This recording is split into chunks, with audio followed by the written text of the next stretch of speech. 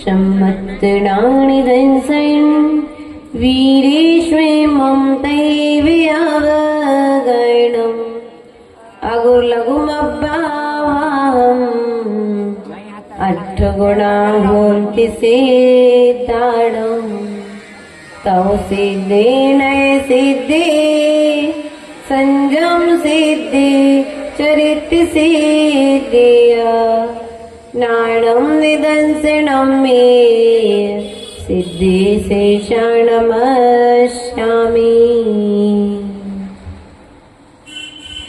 संयम में भावि जगाना गुरुवर काव्य तुम्हारा है संयम पालन करना गुरुवर काम हमारा है अभी तो प्रतिपल प्रतिपद मेरा संयम पति पर हो मेरा अंतिम मरण समाधि तेरे दर पर हो। बोले अनंतानंत सिद्ध परमेष्ठी भगवान की, देवादिदेव आदिनाथ भगवान की, देवादिदेव मूलायक पार्श्वनाथ भगवान की, शासन नायक वर्धमान महावीर स्वामी की, आचार्य भगवंत कुंद कुंद स्वामी की, आचार्य भगवंत विराग सागर जी विशुद्ध सागर जी महाराज की, मम दीक्षा शिक्षा दाता 108 विभव सागर जी महाराज की, सिद्ध चक्र महामंडल विधान की, परम पूज्यारिका माँ सिद्ध श्री माता जी की, वंदनीय आरिका संघ की। प्रिय बंधु, जीवन बहुत छोटा है और इस छोटे से जीवन में हमने श्रेष्ठ कार्य कितने करे हैं और अश्रेष्ठ कार्य कितने किए हैं। इस छोटे से जीवन में हमने मंगल को देने वाले कार्य कितने किए हैं और अमंगल को देने वाले कार्य कितने किए हैं। जिस प्रकार से एक व्यक्ति प्रातःकालीन वेला से संध्याकालीन बेला तक व्यापार करता है और संध्या होते ही वह अपने घर पर वापस आता है और वापस आने के पश्चात में उसने कितना कमाया है और कितना खर्च किया है, यह पूरा हिसाब किताब बैठ करके कर लेता है। उस मनुष्य के अंदर इतनी समझ है कि मुझे व्यापार में नुकसान तो नहीं हो गया, वो हिसाब किताब बाकायदा पूरा व्यवस्थित रखता है। लेकिन हम मनुष्य हैं जिन्हें पैसों का हिसाब तो आता है, लेकिन जीवन विषयों में कैसे व्यतीत होता जा रहा है, इस चीज का हिसाब करने की फुर्सत हमारे पास में नहीं। प्रिय बंधुओं, एक सेठ जी, अब सेठ जी कह दिया तो मतलब सेठ जी थे वो, और सेठ जी ने अपने जीवन भर में इतना धन कमाया, इतना धन कमाया कि उनकी पीढ़ी दर पीढ़ी 7 पीढ़ी तक यदि कुछ भी ना करे तो बैठे बैठे भोजन, परिवार की व्यवस्था चलती रहे। लेकिन फिर भी सेठ जी चिंतित थे। सेठानी ने पूछा, क्या बात है? सेठ जी बोले, देखो, मैंने इतना कमाया है कि यदि 7 पीढ़ी बैठ करके भोजन करे तो उन्हें बिना मेहनत करे भोजन प्राप्त। तो बोले, इसमें चिंता की क्या बात है? आपको तो प्रसन्न होना चाहिए। बोले, नहीं, 7 पीढ़ी तो बैठे बैठे खा लेगी, 8वीं पीढ़ी का। देखो, सब प्रवचनकार है यहाँ पे, सबको स्थिति किसकी है ऐसी? आप लोग भी इसी तरह की व्यवस्थाएं, अर्थात वर्तमान में जो चीज है उसका भोग नहीं कर रहे हो, भविष्य की चिंता में। आज सिद्ध चक्र विधान हो रहा है, सुविधान करने के लिए लोग ठंड का बहाना करके घर में लुक करके हम अपनो सिद्ध चक्र करा भी तब कर भी। ऐसी भी लोगों की भावनाएं नहीं। ध्यान रखना, तुम्हारे सिद्ध चक्र तक तुम्हारी श्वासें बाकी रहेंगी क्या? है? नहीं रहेंगी। आज वर्तमान का लाभ नहीं उठा पा रहे तो भविष्य की कोई गारंटी है क्या आप धर्म कर पाओगे? आज आपको मनुष्य पर्याय मिली है, इस मनुष्य पर्याय से आज आप लाभ नहीं उठा रहे हैं कि भैया सौधर्मेंद्र जी शरीर अच्छा है, नहा के सुबह से आ गए, हाथ पैर अच्छे चल रहे, आपने सुबह आकर के भगवान को उठा लिया, ये आपके हाथ पैर पाना धन्य हो गया। कुछ लोग पुरुष पर्याय में होते हुए भी अनुमोदना करते हैं। किस चीज की? भाई अभी से कर रहे, हम देख रहे, चिंता नहीं करो, आज मिले हैं ना, कल मिलने वाले, क्योंकि आज तुम उनसे लाभ नहीं उठा रहे हो, और जो व्यक्ति लाभ नहीं उठा रहा है उससे फिर अगली बार वह चीज मिलने वाली। इसलिए हमारा आप लोगों से कहना है कि जितना धर्म कर सकते हो आज कर लेना, कल का कोई भरोसा नहीं है। क्योंकि आज जो तुम्हारी श्वासें चल रही हैं, अगले क्षण में कब रुक जाएंगी इसका कोई भरोसा। वो भविष्य की मत सोचो, वर्तमान का आनंद लो, वर्तमान में जीना सीखो। क्योंकि यदि वर्तमान में जीना सीख जाओगे तो भविष्य तुम्हारा अपने आप संभल जाएगा, सुधर जाएगा। लेकिन हमारी स्थिति क्या है भैया? अभी कुछ दिन के बाद घर में शादी है ना, तो जो नया कुर्ता आया ना वो उस समय पहनेंगे। तो अबे आज तुम समझदार हो, तो कैसे पहन के घूमत? पुरानी साड़ी, फटे कपड़ा, फटे धोती दुपट्टा, अरे बाद में पहन ले, तनक सी तो छेद भाव है। ध्यान रखना, ये छेद वाले धोती दुपट्टा, छेद वाली साड़ियां पहन करके जो भगवान की पूजा कर रहे हैं ना, वे दरिद्रता को प्राप्त होने वाले हैं। नेट वाली साड़ियां कभी भी भैया विधान करो, क्या नाम तुम्हारे, हमारे अर्पित, नेट वाले कपड़े पहन करके कभी भी विधान, पूजन, बड़े बड़े अनुष्ठान नहीं करना चाहिए। क्योंकि एक छेद वाला वस्त्र क्या है? अशुभ है। और नेट वाली साड़ी तो फिर कितने छेद है? नहीं गिन लो, है सकती नहीं है। प्रिय बंधुओं, हमें अमंगल से बचना है। किससे बचना है? किससे बचना है? हम अपनी जीवन में स्वयं अमंगल करने वाले हैं, हमारा अमंगल करने वाला कोई दूसरा नहीं है। नकारात्मक ऊर्जा यदि हमारे घर में है तो जितना कचड़ा हमारे घर में जोड़ के रखा ना, अरे जो पुरानो लोह लंगड़ जो पटिया छोड़े नहीं जा बाहरों से, हाँ मंदिरों में लोहा लंगड़ जोड़ करके रख लेते हैं। अभी हम लोग एक जगह पर थे, हम लोगों ने कहा भैया ये फालतू इतना सारा लोहा लकड़ी रखी हुई है, माता जी ने कहा इसको अपने हिसाब से व्यवस्थित कर देना चाहिए, क्योंकि ये लोहा लंगड़ भी समाज में नकारात्मक ऊर्जा को प्रदान। तो पता है वो क्या बोले?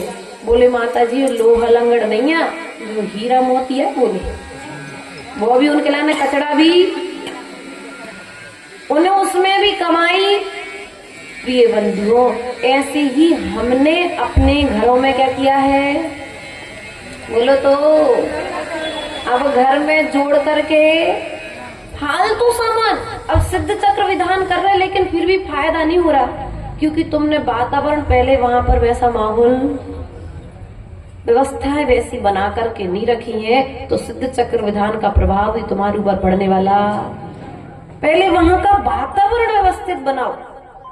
नकारात्मक जो कचड़ा है तुम्हारे घर में, लोहा है, लकड़ी है, एक्स वाई पुराने दरवाजे हैं, खिड़कियां हैं, जिनकी व्यवस्था जो होती है उनको वहां पर अपन को तत्काल, हाँ माता जी कह रही टूटे गिलास, टूटी कटोरी, हम लोग को कई बार आ जाते चौके में, बड़ी देख करके ऐसा लगता है भगवान इस व्यक्ति को ऐसी बुद्धि दे दे कि कम से कम साधु को तो टूटे बर्तन में आहार ना कराए। इतनी बुद्धि, इसका थोड़ा सा तो मोह कम कर दे, क्योंकि जब उसका मोह कम होगा तब तो वो परिग्रह हटेगा। प्रिय बंधुओं, आज अपन ने 64 रिद्धि विधान यहाँ पर किया है, और 64 रिद्धि विधान के माध्यम से हमने एक एक रिद्धिधारी मुनिराज को यहाँ से नमस्कार किया है, और निश्चित ही हमारा नमस्कार उनके चरणों तक पहुंचा होगा, क्योंकि हम इतने भक्ति भावों के साथ में कर रहे थे। अभी पंचम काल में रिद्धिधारी मुनिराज नहीं होते, लेकिन विदेह क्षेत्र, ऐरावत क्षेत्र आदि में जो होते हैं वे विचरण करते हुए यदि निकलते हैं तो हमारा नमस्कार भी उनके चरणों तक पहुंच गया होगा। प्रिय बंधुओं, ये 64 रिद्धियां हैं, ये जो तीर्थंकर भगवान होते हैं उन तीर्थंकर भगवान के लिए होती हैं, और 63 रिद्धियां गणधर परमेष्ठी के लिए होती हैं। अब आप लोग को कितनी रिद्धियां चाहिए? चाहिए कि नहीं चाहिए? एक आध दो पूरी चाहिए? तो पूरी कैसे मिलेगी? पूरी मिलेगी कैसे? जब तक तुम आरिका पद को प्राप्त नहीं करोगे, और हमारे भैया लोग जब तक मुनि पद को प्राप्त नहीं करेंगे तब तक ये रिद्धियां भी प्रकट होने वाली नहीं है। आरिका पद से आप मुनि बनोगे आगे जाकर के, फिर मुनि पद में जाकर के तुम्हारे लिए आगे जाकर के तुम्हारे लिए प्रकट साधना के बल पर प्रकट होंगी। ये तुम्हारे सामान्य तरीके से मिलने वाली एक एक रिद्धि का प्रभाव तो देखिए। यहाँ पर हम पढ़ रहे थे, वे मुनिराज जिनके तन का मल भी औषधि का कार्य कर रहा है। क्या कर रहा है? एक मुनिराज जिनके तन से स्पर्शित हवा तुम्हारे तन में स्पर्शित हो गई और तुम्हारा रोग ठीक। हाँ, ऐसे चमत्कार रिद्धिधारी मुनिराज तो नहीं होते, लेकिन भक्ति के बल पर वर्तमान में चमत्कार जरूर होते हैं। एक उदाहरण सामने में आता है कि एक व्यक्ति मुनिराज की सेवा करता था, और सेवा करते करते एक दिन उसके तन पर कुछ रोग हो रहा था। उसने बहुत इलाज कराया मुनिराज। उसने जाकर के अपने स्तन का लेकिन एक बार मुनिराज के चरणों में जाकर के उसने मुनिराज की वैयावृत्ति की और जो मुनिराज के तन पर घी लगाया था उस घी को भक्ति पूर्वक अपने हाथों पर, और उस भक्ति के प्रभाव से उसका रोग ठीक। वर्तमान में ऐसी घटनाएं देखने में, वर्तमान में देखिए ऐसे बहुत सारे मुनिराज हैं जिनके लिए आचार्य भगवंत विद्यासागर जी के आशीर्वाद से कैंसर जैसे महान रोग ठीक हो गए, असाध्य बीमारियां। प्रिय बंधुओं, यदि गुरु के आशीर्वाद से जब महान महान बीमारियां ठीक हो सकती हैं, तो क्या हम मुनिराज के आशीर्वाद से सिद्ध शिला पर विराजमान नहीं हो सकते क्या? मात्र हमें श्रद्धान करने की जरूरत है, भक्ति के साथ नमस्कार करने की जरूरत है, हमें अपने भीतर के भेदभाव को त्याग करने की जरूरत।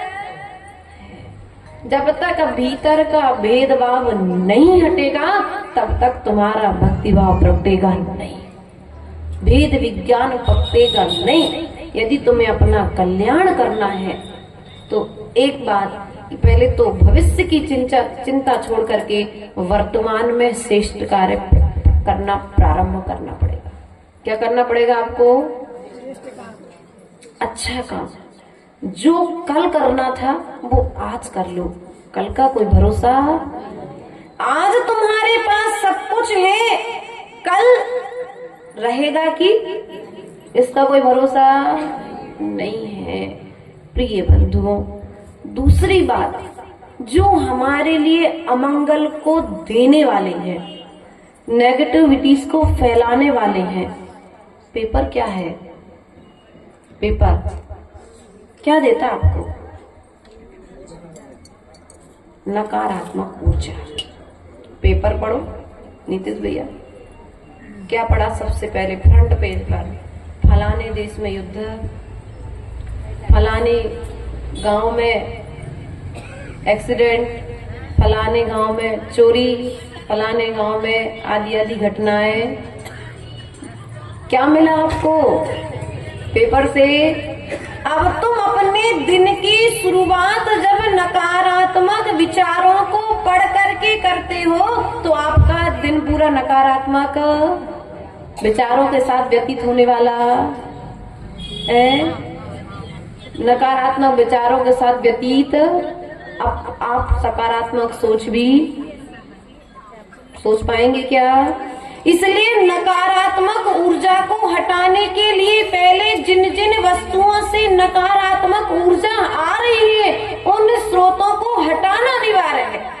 हम ऊपर से आपके लिए कितना भी ज्ञान देते रहें, लेकिन जब तक भीतर में सुधार नहीं होगा तब तक बाहर का भी प्रभाव पड़ने वाला नहीं है। इसलिए भीतर में सुधार करना हमारे लिए पहले नंबर अनिवार्य है। प्रिय बंधु, तीसरी बात हमारे पास में कल आई थी, माता जी शुद्धि के विषय में बता दीजिए कि अभिषेक करने आते हैं तो कैसे आना चाहिए, आहार देने जाते हैं तो कैसे जाना चाहिए। आप सब समझदार हो, लेकिन फिर भी हमारे पास बात आई थी, सो हम आपको बता देते हैं कि भैया जब भी अभिषेक करने आओ, शुद्ध सोले के वस्त्र, सूती वस्त्र। कौन से वस्त्र? सूती वस्त्र, ऊनी वस्त्र नहीं है, सूती वस्त्र होना चाहिए। उसके अलावा चप्पल पहन करके नहीं आना चाहिए। क्या पहन करके? एक बार हमको याद है, जयपुर गोपालपुरा बाईपास में 2012 का चातुर्मास चल रहा था गुरुदेव के साथ में, और शुद्धि करके आहारचर्या के पूर्व आचार्य गुरुदेव मंदिर में पहुंचे तो एक श्रावक श्रेष्ठी खड़ाऊ लकड़ी की पहन करके भगवान की वेदी के सामने पूजा क्या कर रहे थे? पूजा कर रहे थे। तो आचार्य गुरुदेव ने उनसे कहा, भैया ये क्या कर रहे हैं आप? बोले महाराज ये तो लकड़िया की है। सो महाराज बोले सोने की भी हुई है ना तो सिर पर रखने योग्य, सोने की भी चप्पल हो तो भगवान के चरणों में पहन करके पूजा उसी प्रकार से जब घर से निकलो आप सोले के वस्त्र पहन करके, तो चप्पल पहन करके, अब गंदगी है तो उपाय क्या है? आजकल सब मंदिरों में सोले डालने की व्यवस्था हो गई कि नहीं हो गई? वस्त्र बदलने की व्यवस्था है। तो आप लोग उस समय, यदि बरसात के दिनों में आपको अशुद्धि मिलती है, तो आप उस समय मंदिर में अपने वस्त्र, या एक स्टील का पीकर ले लीजिए, स्टील का कैन, उसमें अपने वस्त्र रख करके लाइए मंदिर में आराम से। गाड़ी पर बैठ करके सोला पहन करके मंदिर में आकर के भगवान का अभिषेक, बोलो तो अब बेचारी ध्वजारोहण करता परेशान हो रहे, क्या हो गया? तुम कौन करती, तुम का इतनी परेशान हो रहे? जो को करत हम तो उनकी कह रहे, और जो करत है वे समझ रहे सब जने। तो हमारा ये है कि कभी भी गाड़ी पर सोला पहन करके आकर के अभिषेक, चप्पल पे सोला पहन लिया तो फिर चप्पल पहनना, बोलो तो घड़ी पहन करके, क्योंकि घड़ी आपके तन पर 24 घंटे रहती है, और सब स्थानों पर, लघु संकर, दीर्घ संकर आदि स्थानों पर आपके साथ मोबाइल और घड़ी। तो अभिषेक के समय वो दो चीजें भी आपको हटा करके आना चाहिए। जैसे व्यवस्था आप शुद्धि की व्यवस्था, जैसे आप अभिषेक के समय रखते हैं, पूजन के समय रखते हैं, इसी तरह की व्यवस्था अपन को चौके में भी, बोलो तो गाड़ी पे बैठे और सोला पहन करके। और तो और एक व्यवस्था और हमारी माता जी ने देखी थी, बोली माता जी एक गाड़ी पे बिना सोला वाले आगे बैठ गए और सोला वाले देखो तुम ही हो रहा करत, हमारा तो गाड़ी पे बैठने को त्याग है। तो अगर ऐसा आप लोग करते हो तो क्या करना चाहिए? नहीं करना चाहिए। इतने तो बढ़िया नहीं कह रहे। और जब कौन साध हुआ और लग गया यदि मंडी में चौका, तो बढ़िया खुदा ही बैठ के फिर, है ना। इसलिए ध्यान रखना, एक तो जिनालय में चप्पल, जिनेंद्र भगवान की बेदी के सामने चप्पल नहीं जाना चाहिए। दूसरी बात, चौके में बहुत ठंड पड़ रही माता जी, हमारी तो जो भीतर वाली चप्पलें आए। कौन सी चप्पलें आए? चौका वाली है। तो फिर एक काम करो, मैंने उसने चेल्ला ने बना के खुआई थी, तुम्हारे अच्छी है ना, घर वाली है, इसलिए चौके में चप्पल, बोलो तो बोलो तुम्हारे। हमारा तो आजीवन त्याग है, लेकिन आप लोग भी जो चौके में चप्पल पहन करके जाते हैं, उन्हें चौके में चप्पल पहन करके नहीं जाना चाहिए और ना भोजन बनाना चाहिए। उसकी व्यवस्था ये है, घास की चटाइयां आती हैं, अगर ठंडक हो रही है तो आप घास की चटाइयां बिछा लो नीचे चौके में। उसके अलावा अपने गुड़ की फट्टी आती है। सौधर्मेंद्र जी, सौधर्मेंद्र अवधि ज्ञान कहाँ लग रहा है? हाँ, हम समझ गए देवी में है। हम क्या कह रहे हैं, गुड़ की फट्टी आती है ना, उसमें कोई असोला नहीं है। आप उस गुड़ की फट्टी को धो लीजिए, अच्छा बोरा है शक्कर का, उसको नीचे बिछा करके, वो गर्माता है इन दिनों में, है ना, उसमें आप उस पर खड़े होकर के आप क्या कर सकते हैं, भोजन बना सकते हैं। तो ध्यान रखना है। टोटल फट्टी बंद होगी, टोटल फट्टी बंद होगी। बोरा तो बंद नहीं भाई, सुनो, बोरा तो बंद है। देखो, अगर आपको बोरा की कमी पड़े तो पहाड़िया जी से ले लेना, अभी बारदाने उनके खूब रखे। लेकिन चप्पल पहन के चौके में जाना भी नहीं और चौके में भोजन बनाना भी। ये संकल्प लेंगी माताएं कि नहीं लेंगी? इसका फल अब तुम और सुनो, आप लोग बहुत समझदार हो। नहीं नहीं, कपड़े के जो सूती आ रहे हैं आजकल, हथकरघे में आ रहे हैं, वो बात अलग है। लेकिन जो ऊनी वगैरह रहते उनको बनको ठीक है, वो अपने भोजन के लिए, हमारे भोजन के लिए कोई भी नहीं, है ना। नहीं तो माता जी ने कहा तुम्हारा बात कहाँ से कहाँ घुमाओगे, कहाँ से कहाँ जोड़ोगे, तुम्हारा को कुछ भरोसा और हमारी बात से हमें घुमा दोगे। इसलिए देखो, आप लोग जितना शुद्धि का ध्यान रखेंगे, जितना विवेक रखेंगे, उतना ही आपका पुण्य बढ़ेगा।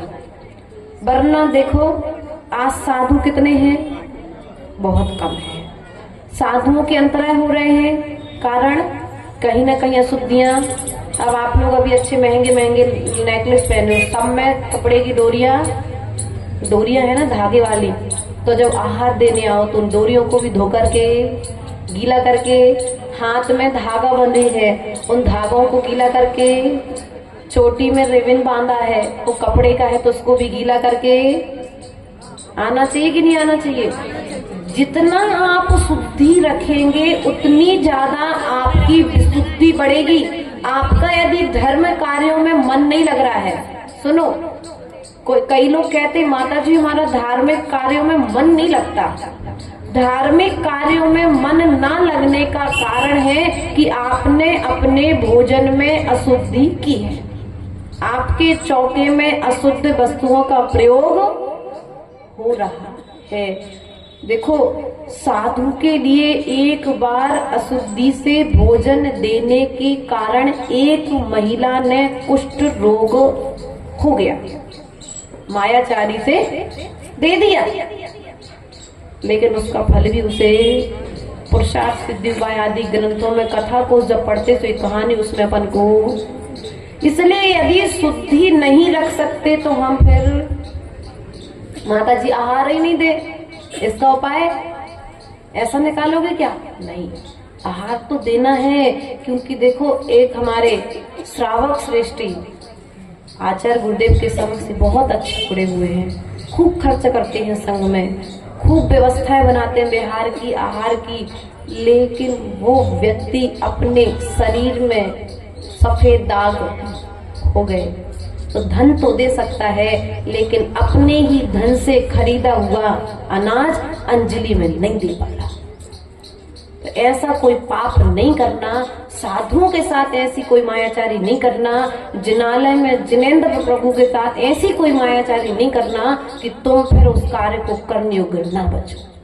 फल इसका ये है प्रिय बंधु। इसलिए कहते ना, अन्य क्षेत्रे कृतं पापम धर्म क्षेत्रे विनश्यति, और धर्म क्षेत्रे कृतं पापम वज्र लेपो न विनश्यति। अर्थात अन्य क्षेत्र में किया गया पाप तो धर्म क्षेत्र में आकर के नष्ट हो जाता है, लेकिन यदि धर्म क्षेत्र में आकर के भी यदि हम पाप करेंगे तो फिर नष्ट करने के लिए कौन से स्थान पर जाएंगे।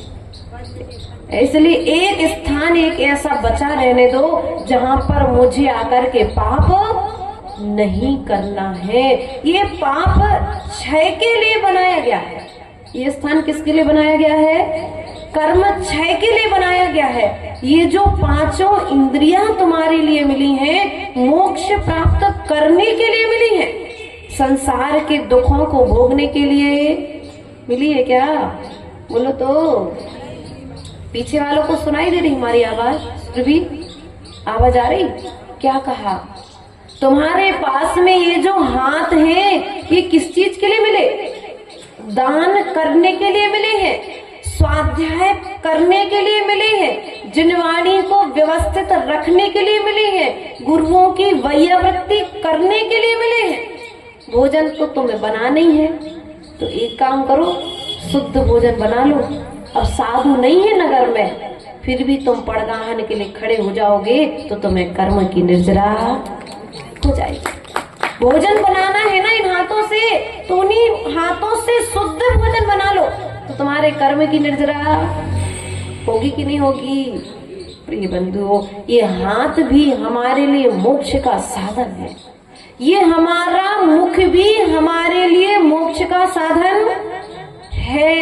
ये घ्राण इंद्री भी हमें मोक्ष का साधन, ये आंखें हमारे लिए मोक्ष का साधन, हमारी कर्ण इंद्रिय में मोक्ष का साधन बन सकती है। लेकिन हम इन्हें क्या चीज का साधन बना करके रखे हैं? किस चीज का साधन बने हुए हैं? मात्र विषय और भोगों को भोगने के लिए। खोलने वाला पेज बेटा, पद्म पुराण का 3-4 पेज। इस पद्म पुराण में आचार्य भगवंत रविशरण स्वामी ने कहा है कि यदि इस मुख से तुम जिनेंद्र भगवान के गुणों का गुणानुवाद करते हो तो ये मुख तुम्हारे लिए तीर्थंकर प्रकृति का बंध कराने वाला होगा, वरना तुम्हारे घर से बहने वाले नर्दे की तरह मल बहा रहा है। यदि आप शब्द निकल रहे तो किसके समान है? नर्दे की उपमा दी है। किसके लिए? हमारे इस मुख के लिए। इसलिए इस मुख का प्रयोग गुणों की गुणानुवाद में करना है। किसमें करना है? गुणों के गुणानुवाद में। वरना तो ये मुख तुम्हारे लिए मल बहाने का एक साधन मात्र है। इन आंखों से यदि तुम जिनेंद्र देव को निहारते हो तो ये आंखें भी तुम्हारे लिए मोक्ष का साधन है। वरना दुनिया की वस्तुओं को देख करके तुम विषय भोग की सामग्रियों को देख रहे हो दिन रात, तो ये आंखें भी तुम्हारे लिए पाना सार्थक।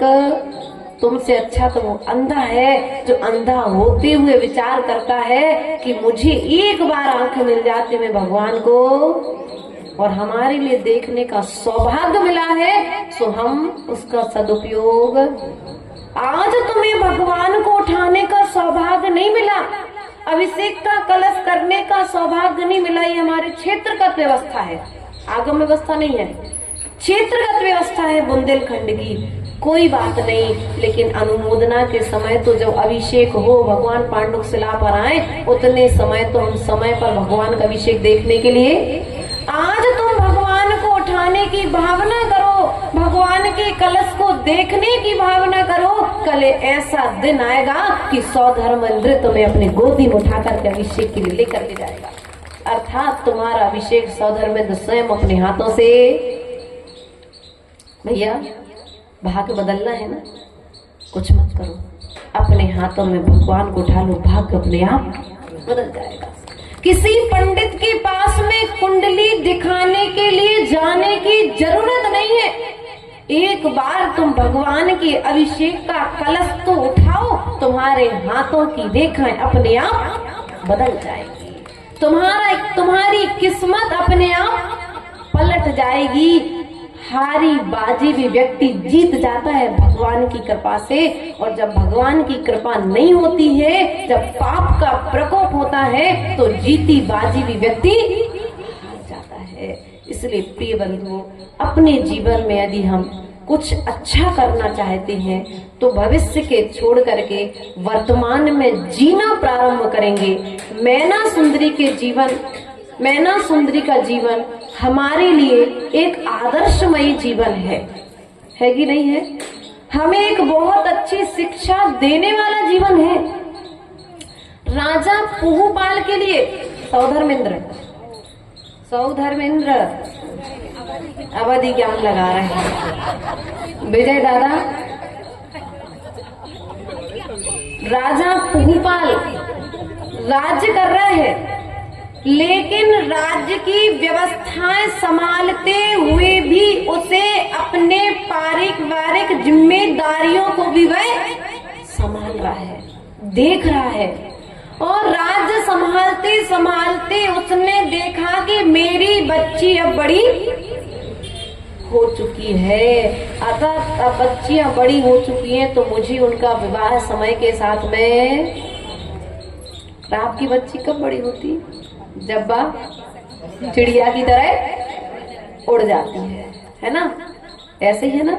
या तो वो नौकरी करने लगे, जब तक नौकरी नहीं करती तब तक बेटी बड़ी। ऐसा ही है ना कुछ अंगूरी दादी। देखो आप अनुभवी हो, इससे कह दे तुम्हारी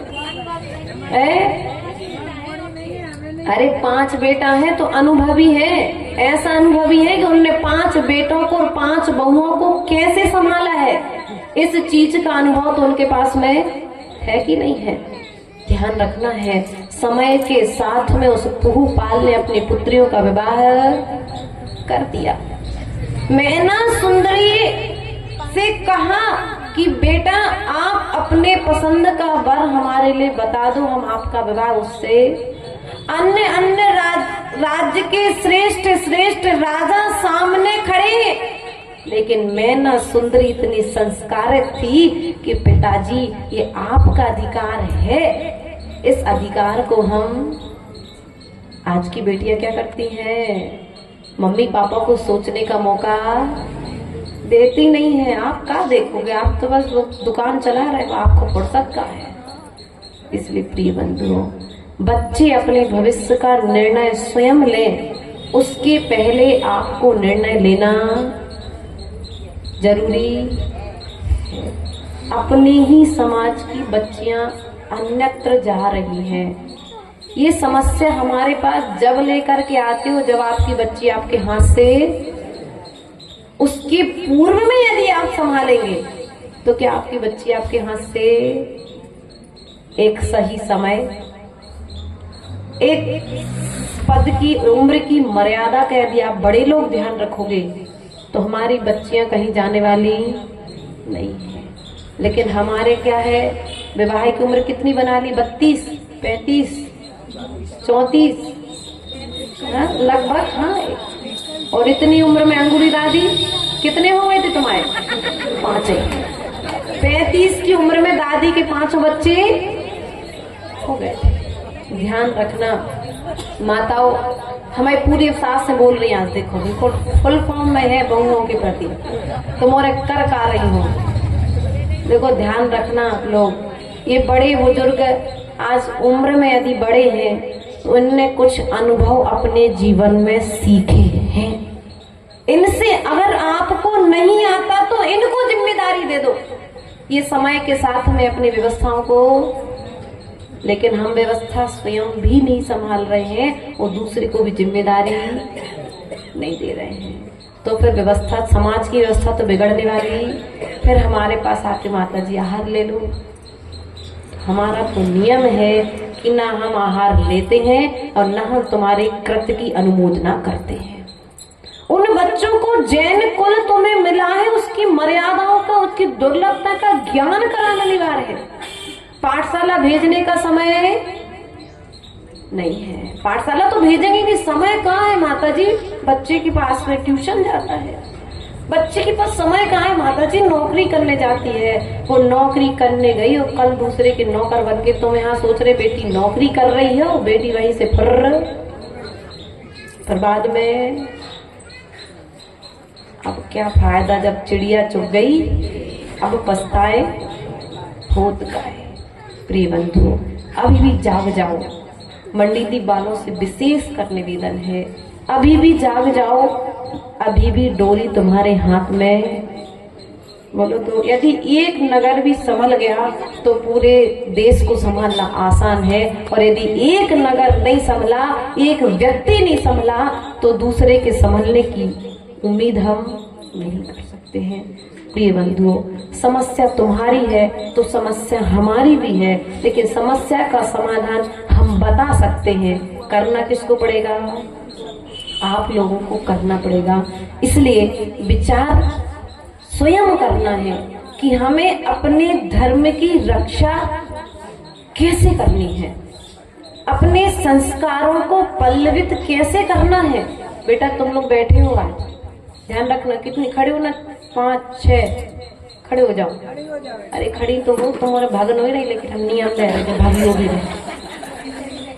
और कौन बैठी, कुमारी कन्याएं कौन कौन सी इधर है, कोई कौन है, हाँ खड़ी हो बेटा, आ जाओ, ये तो बहुत अच्छी बेटियां हैं। हाँ आ जाओ, इतने आओ आगे, तुम्हारा फोटो खिंचवा रहे हैं, आ जाओ जल्दी, आ जाओ बेटा आगे।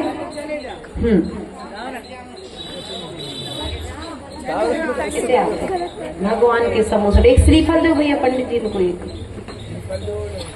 सबके लिए दे दो एक एक।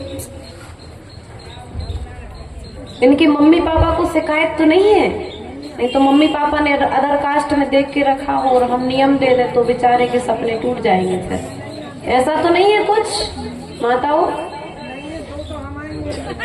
2 तो मेरी है। चलिए, हे भगवान नमोस्तु नमोस्तु। हाँ आ जाने दो, जो आ रहे हैं सबको श्रीफल दे दो। हे भगवान, हम आज से, हाँ आ जाओ अभी बेटा, इंतजार कर रहे थे, दीक्षा आ जा बेटा।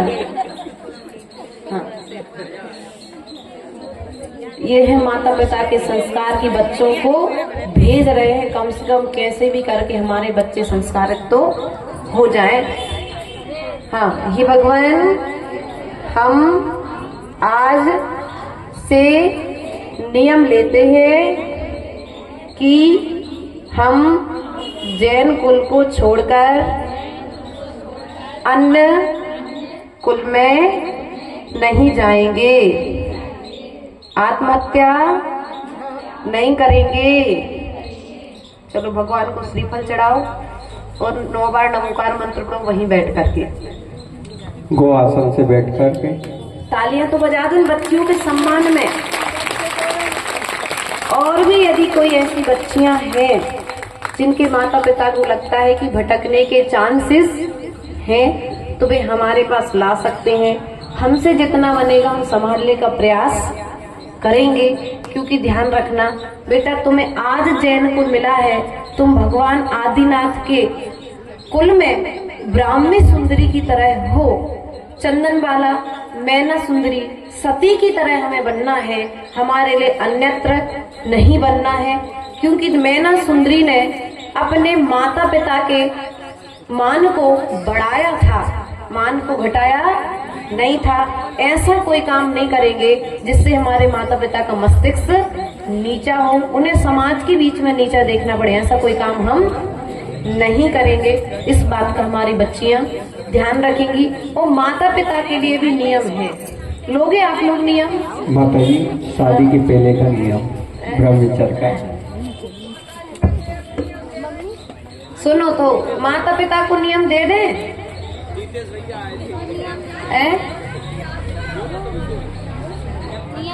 एक नियम आप लोग ले लो कि जो उम्र बच्चों की सही उम्र में विवाह कराएंगे, अधिक पढ़ाई का चक्कर, नौकरी का चक्कर बोलो तो, और अपने बच्चों की शादी चाहे जीवन भर तुम्हें अपने घर में कुंवारा बैठाना पड़े तो बैठाए रहना, लेकिन जैन कुल को छोड़ करके अन्य कुल में विवाह बोलो तो। ये आप लोग नियम ले रहे हो, और यदि कोई करता है तो अनुमोदना करने के लिए नहीं जाओगे, क्योंकि यदि एक को आप शाबाशी दोगे तो दूसरे को शाबाशी की प्रेरणा बोलो तो। ऐसे व्यवहार मत निभाओ कि महावीर के वंश को बदनाम बोलो तो। बुराई लग जाए तो क्षमा कर दियो, लेकिन हमारी बात अच्छे से काय का, चाहे मुनि बना देना, ब्रह्मचारिणी बना देना, आर्य का बना देना, और कुछ भी नहीं बने तो अपने घर में कहना बेटा मैं कमा रहा हूँ तुम खाओ, लेकिन हम गलत काम की अनुमोदना नहीं करेंगे। इसलिए प्रिय बंधुओं, इन चीजों का आपको ध्यान रखना जरूरी है। प्रवचन हम आपको सदा सुनाएंगे और सुनाते रहेंगे और आप सुनते रहोगे, लेकिन इन चीजों में सुधार करना जरूरी। हमारी अंगूरी दादी ऐसा कह रही है। कितनी उम्र में विवाह करोगे बच्ची का? बोलो तो। जिनकी है उनकी कह रहे। एक उम्र आप लोग अपने हिसाब से करके सही उम्र में बच्चे का विवाह करके उसे अन्यत्र भटकने से बचाने का पुरुषार्थ आप लोग करेंगे। इन्हीं भावनाओं के साथ बोली परम पूज्य आचार्य गुरुवर 108 विभव सागर जी महाराज जी की। जब जीवन का अंत हो मेरे सामने एक संत हो,